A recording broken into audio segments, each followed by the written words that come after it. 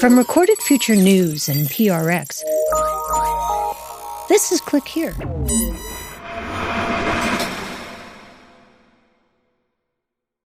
They put off a lot of heat, Bitcoin miners, a lot of heat. I heated my house entirely last winter with the Bitcoin miners. I'm not kidding you. And how's that air quality? Is that good stuff to breathe in? I'm still alive. From Recorded Future News, this is Click Here's Mic Drop, a longer listen to one of our favorite interviews of the week. I'm Dina Temple-Raston. On Tuesday, we looked at Eastern Kentucky's wild economic pivot from coal country to crypto frontier. So today, we talked to one of the people who actually tried to build something in this brave new world, a man who wasn't trying to exploit Kentucky as much as trying to return to it. If you're going to get the taxpayers of Kentucky to subsidize your electricity, shouldn't you be required to hire X amount of people? Not just say you're going to hire them. Actually hire them. For this week's Mic Drop, I'm handing the reins over to senior producer Zach Hirsch. Stay with us.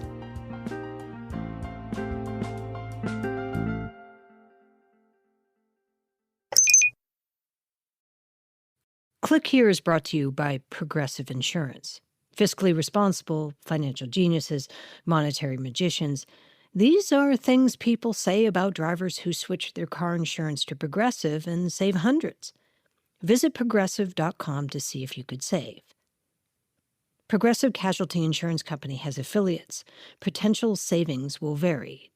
Not available in all states or situations.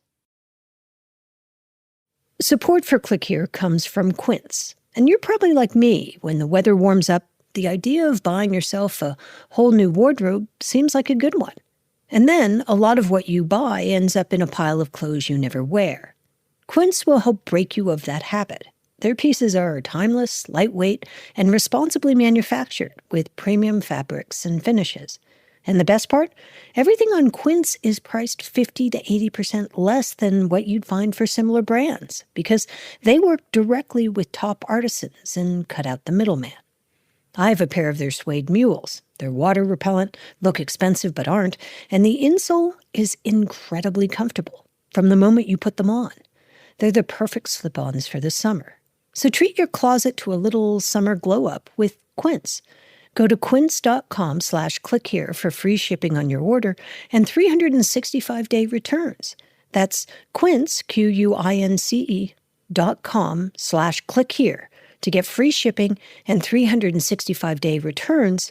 Quince.com/clickhere. I'm Dina Temple-Raston, and this is Click Here's Mic Drop.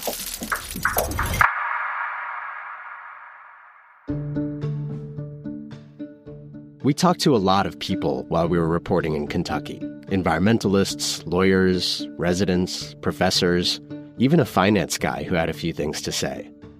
But we also wanted to find someone who was trying to get in on Kentucky's Bitcoin boom. Someone who actually saw all those tax breaks, cheap land, and glowing political promises and said, yeah, that's me. Which is how we found Richard Hunter. One of the reasons that I wanted to mine in Kentucky was because there were subsidies provided by the government, the state government, to subsidize the electrical costs, which Bitcoin's very energy intensive, takes a lot of electricity. And when I heard that they were giving subsidies for Bitcoin mining, I'm like, oh, I've got to get in on this. Richard mostly grew up in Ohio. He lives there now, in Toledo. But when he heard about the subsidies, he started making plans to set up shop in Kentucky to do Bitcoin mining there.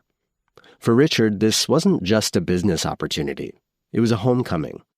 Spent a lot of my youth in a place called Mockingbird Holler in 4 Mile, Kentucky, which is about, an hour north of Knoxville, Tennessee, 2 hours from Lexington, Kentucky.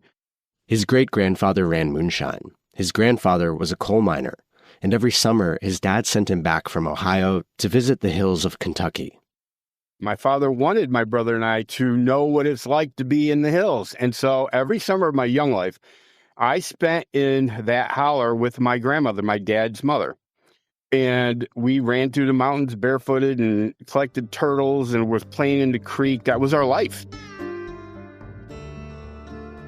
Shot my first squirrel at 7 years old, skinned it, gutted it, and we cooked it. And I ate it. That was the life of a young hillbilly, I guess. And what is a holler? What is a holler? A holler is basically a valley. There's one way into it. You're surrounded by mountains. It's a little bit of flat land.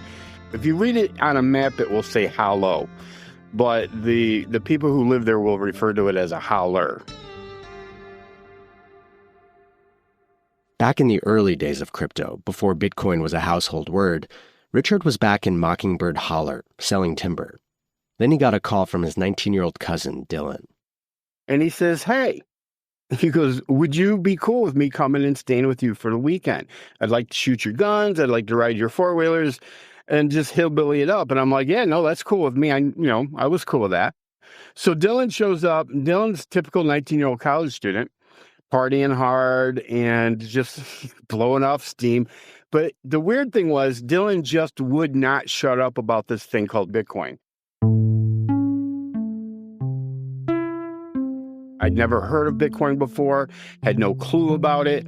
But he was so convinced that it was the future of money, he just couldn't stop talking about it. And at that time, Bitcoin was 7 cents a coin. Literally 7 cents. And, I was in my late 30s at that time, I think. And it's just so hard when you're well into adulthood to listen to a 19-year-old college kid that is partying.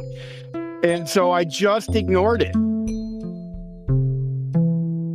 Fast forward a little bit, and Richard was on YouTube, and he saw a video about Bitcoin, which was no longer just 7 cents. It was $36,000 a coin. And I just about had a stroke. It's a story as old as Bitcoin itself, missing out on an early price bump, hearing about others getting rich, and then falling down the crypto rabbit hole. Honest to God, my blood pressure went through the roof. I'm like, because I could have bought it at 7 cents. I could have pulled the money out of my pocket and became a multi-millionaire. And I didn't. And I will forever kick myself. But I thought to myself... But he also thought, okay, maybe it's a sign. All right, you realize you screwed up. People were talking about Bitcoin someday being worth $1 million plus a coin. I'm like, I am not dropping the ball on this one again. So he bought a little piece of Bitcoin, just about $5,000 worth. And he started learning about how to mine it himself. I literally sat there and watched 1 million YouTube videos before I ever bought my first miner. He started out small, just one old machine. It was an old antiquated miner. I used that miner for probably 2 months.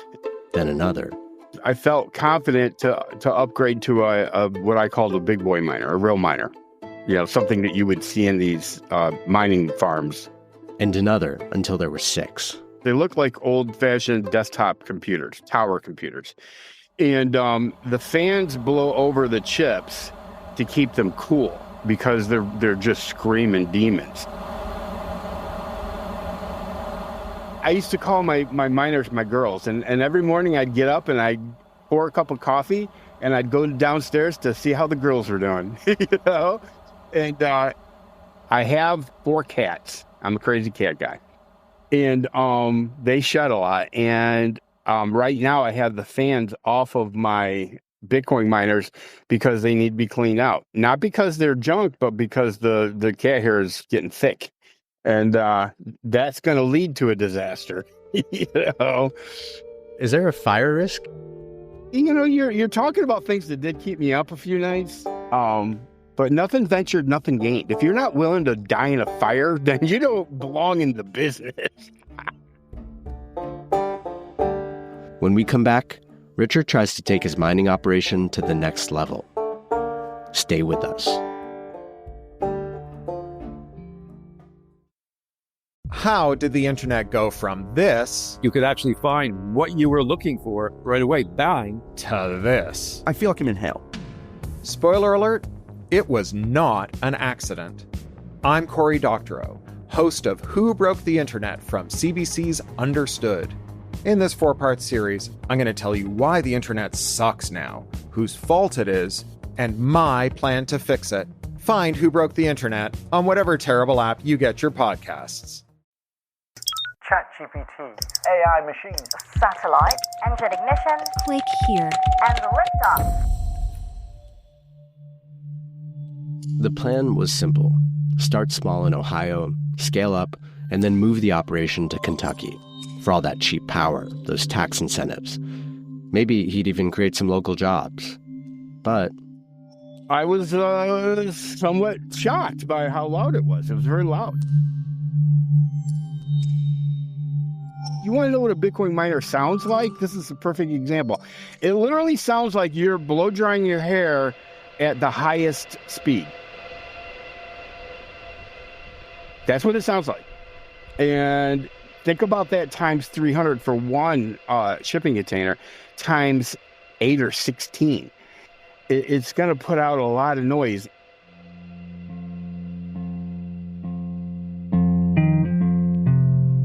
Richard already had land in Kentucky where he could have moved the machines to, but it needed to be flat to set up the shipping containers and scale up. And his land was not flat, it was a hollow, or holler. And all those fans to keep the machines cool? It would have been too noisy for the neighbors. I just didn't want to do that to them. And I just put myself in their position. You know, would it be something that I would be completely okay with if I was the one trying to sleep at 2 a.m. in that hum? He thought about revenue sharing, buying more land, making it work. But in the end, I didn't know how long the mines would be running. I didn't know if it would be a year, 10 years, 20. I didn't know. So at the end of the day, I came to the conclusion that if I wanted to do mining in Southeast Kentucky, I would have to buy more property. I'm pushing 60 years old. I don't really know that I want to buy more property in Southeast Kentucky. He didn't buy more property, and he didn't put shipping containers full of Bitcoin miners on the land he already had in Kentucky. Instead, he went back to Ohio, to his 6 mining machines in the basement. Except his electric bill was through the roof. So these days, the machines are actually off. The price of Bitcoin now hovers around $100,000, but for Richard, it's not enough. Until Bitcoin gets to about 120 grand. It busted over 100,000 for a minute, and I got all excited. I started talking to my girls. I'm like, it won't be long, girls. You're going to be right back on. And then it just dropped back down. The basement is quiet, and the dream, not quite dead, but definitely on ice. But Richard still believes in crypto's promise for Kentucky and for people like him. Doing it right means hiring local people to put the money back into the local economy. Doing it right doesn't mean, once again, exploiting hillbillies. They were made promises. They've always, of course, for the last 100 years, they've been made promises, and the promises have never been kept. But they were told that we're going to disrupt the coal industry, but you're going to get training and you're going to get education. You're going to get all these things. None of that happened. None of it. They never got what was promised to them. It's horrible. It's horrible. And now? Now, what do I know? But there are plenty of people in Kentucky that are far enough away where maybe they do deserve to have some type of revenue share to make it worth it for them to have to hear that humming 24/7. I'm not saying that they deserve to have 50 grand a month. That's not what I'm saying. But something, some kind of check that comes every month that says, hey, we really appreciate you being good neighbors. That's just me thinking out loud.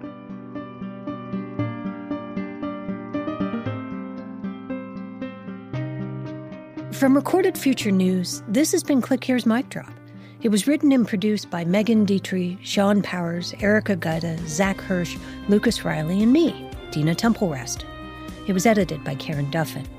We'll be back on Tuesday with an all-new episode of Click Here. Have a great weekend.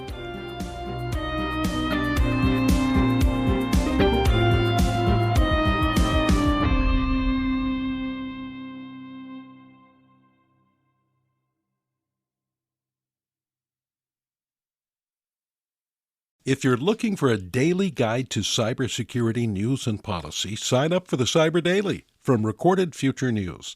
It serves up the day's most interesting and important cyber stories from our sister publication, The Record, and then aggregates all of the big cyber stories you might have missed from news outlets around the world. Just go to therecord.media and click on Cyber Daily to get all you need to know about the world of cybersecurity right in your inbox.